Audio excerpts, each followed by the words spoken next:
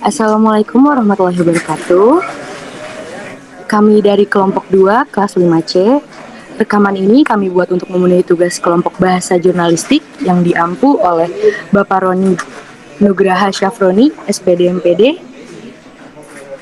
Selanjutnya kami akan mempresentasikan materi tentang prinsip penulisan bahasa dari jurnalistik. Saya akan memperkenalkan anggota kami.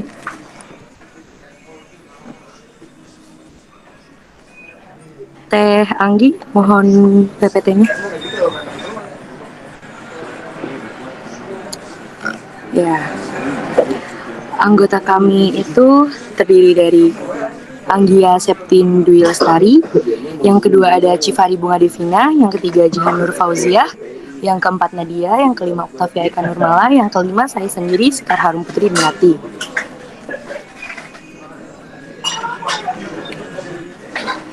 Selanjutnya ada materi pengertian bahasa jurnalistik yang akan dibacakan oleh Tejian. Silakan Tejian. Baik, terima kasih pada Teh Sekar. Saya akan menjelaskan tentang pengertian bahasa jurnalistik. Menurut Rosihan Anwar, mendefinisikan bahwa bahasa jurnalistik ialah bahasa pers atau bahasa yang digunakan oleh wartawan. Lalu yang dimaksud dengan bahasa pers adalah salah satu ragam bahasa yang memiliki beberapa karakteristik, yaitu singkat, padat, jelas, sederhana, lancar, lugas, dan menarik. Selanjutnya menurut F. Rahardi mengemukakan bahwa bahasa jurnalistik ialah salah satu ragam bahasa yang tidak hanya digunakan dalam dunia pers atau dunia massa cetak, melainkan juga media massa audio, media massa audiovisual, dan multimedia atau internet. Selanjutnya menurut Profesor S. Wojo Wasito mengatakan bahwa bahasa jurnalistik ialah bahasa komunikasi massa yang hadir dalam berita harian atau majalah-majalah. Berdasarkan pengertian-pengertian menurut para ahli tersebut, dapat ditarik kesimpulan bahwa bahasa jurnalistik ialah bahasa yang digunakan dalam komunikasi melalui media massa, baik komunikasi lisan, di media elektronik maupun di media cetak. Selain itu, dapat dikatakan juga bahwa bahasa jurnalistik merupakan bahasa yang digunakan oleh para wartawan dalam menulis sebuah berita. Materi selanjutnya akan dibacakan oleh Teh Nadia. Terima kasih kepada Teh Jihan. Selanjutnya ada prinsip-prinsip dasar bahasa jurnalistik. Yang pertama ada singkat. Singkat berarti langsung kepada pokok pembahasan atau sering disebut dengan to the point. Maksudnya ialah bahasa jurnalistik harus menghindari penjelasan yang panjang dan bertele-tele. Konsekuensinya adalah apapun pesan yang disampaikan tidak boleh bertentangan dengan filosofi, fungsi, dan karakteristik pers. Yang kedua ada padat. Nah, pada bagian ini, bahasa jurnalistik yang singkat itu sudah mampu menyampaikan informasi yang lengkap. Semua yang diperlukan pembaca sudah tertampung di dalamnya. Menerapkan prinsip 5W+1H, membuang kata-kata mubazir, dan menerapkan ekonomi kata. Setiap paragraf yang ditulis memuat banyak informasi penting dan menarik untuk pembaca tentunya. Yang ketiga ada sederhana. Nah, pada bagian ini maksudnya ialah bahasa pers sedapat-dapatnya memilih kalimat tunggal dan sederhana. Yang berarti bukan kalimat majemuk yang panjang, rumit, dan kompleks, melainkan kalimat yang efektif, praktis, sederhana pemakaian kalimatnya, dan tidak berlebihan pengungkapannya atau bombastis. Yang keempat ada lugas. Nah, pada bagian ini artinya mampu menyampaikan pengertian atau makna informasi secara langsung dengan menghindari bahasa yang berbunga-bunga atau kalimat yang menimbulkan ambigu. Nah, lugas di sini selalu menekankan pada satu arti untuk menghindari adanya penafsiran dari kalimat yang ditulis. Selanjutnya saya lanjutkan kepada Teh Cipari. Baik, terima kasih Teh Nadia. Selanjutnya ada menarik dalam artian bahwa menarik menggunakan dengan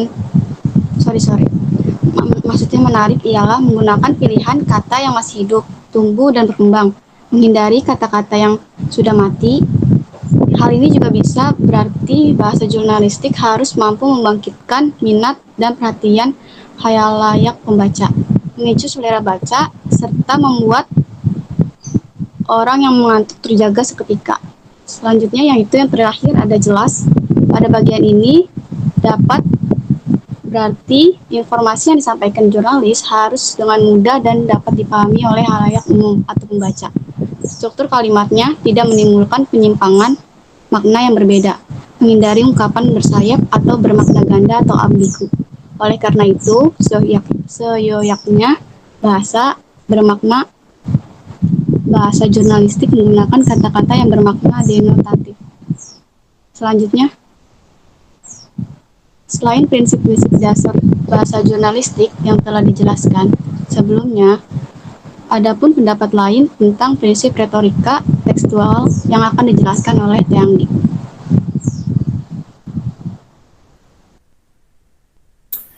Baik, terima kasih Cipari. Yang selanjutnya ada 4 prinsip retorika tekstual yang telah dikemukakan oleh Leach, yaitu sebagai berikut.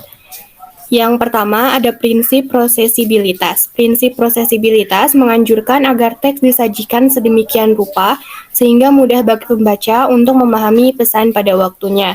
Lalu yang kedua ada prinsip kejelasan. Prinsip kejelasan menganjurkan agar bahasa teks yang menghindari ketaksaan, karena teks yang tidak mengandung ambiguitas akan dengan mudah dan cepat dipahami. Untuk materi yang berikutnya akan dijelaskan oleh Octavia. Terima kasih. Baik, terima kasih Teh Anggia. Yang ketiga ada prinsip ekonomi.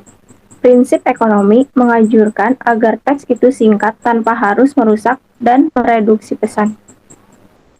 Teks yang singkat dengan mengandung pesan yang utuh akan menghemat waktu dan tenaga dalam memahaminya, sebagaimana wacana dibatasi oleh ruang wacana jurnalistik dikonstruksi agar tidak melanggar prinsip ini. Untuk mengkonstruksi teks yang singkat, dalam rencana jurnalistik dikenal adanya cara-cara mereduksi konstituen sintaksis, yaitu singkatan, elipsis, dan pronominalisasi. Selanjutnya ada prinsip ekspresivitas. Prinsip ini dapat pula disebut prinsip ikonisitas. Prinsip ini menganjurkan agar teks dikonstruksi selaras dengan aspek pesan.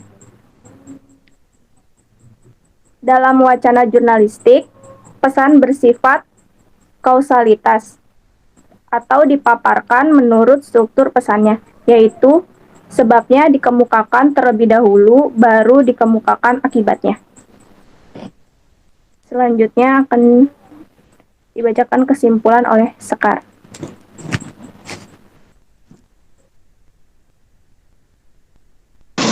Baik, terima kasih Tevia.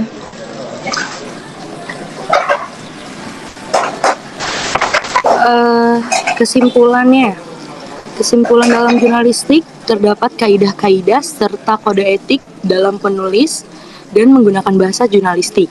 Bahasa jurnalistik merupakan bahasa komunikasi massa sebagai tampak dalam harian surat kabar, majalah, ataupun produk-produk penulisan jurnalistik yang lain. Sekian dari kelompok 2, kurang lebihnya mohon maaf. Terima kasih. Assalamualaikum warahmatullahi wabarakatuh. Waalaikumsalam warahmatullahi wabarakatuh.